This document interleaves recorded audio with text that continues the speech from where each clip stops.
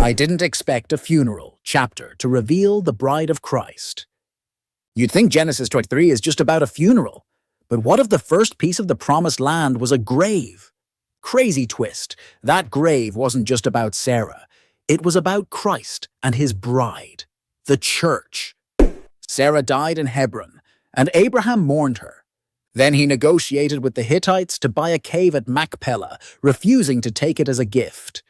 He paid full price. On the surface, it looks like a business deal in the middle of grief. But look closer. This was Abraham's first permanent claim in the promised land. The land wasn't conquered yet, the promise wasn't fulfilled yet, but by buying that field, Abraham anchored his hope in God's covenant. Paul later said, "If we have been united with him in a death like his, we will certainly also be united with him in a resurrection like his." Romans chapter 6, verse 5.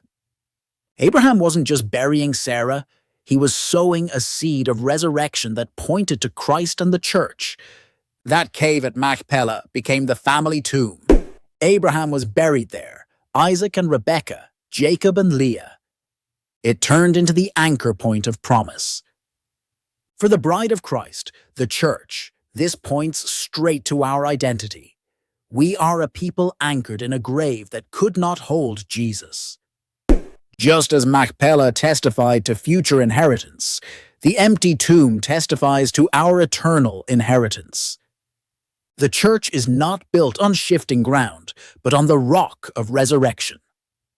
What looked like loss was really a down payment on the promise. And notice Abraham's refusal to accept the cave for free. He insisted on paying. Why? Because faith doesn't cling to shortcuts. It rests in covenant. That points to Christ, who bought us with a price. 1 Corinthians 6, verse 20. The church is the bride that was purchased, not borrowed. Just as Abraham's payment secured the field, Christ's blood secured the bride forever. Nothing about her redemption is cheap. So Genesis 23 isn't just about grief.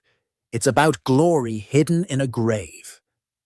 The bride of Christ, the church, was foreshadowed in that cave, a people bought with a price, anchored in resurrection hope, waiting for the full inheritance.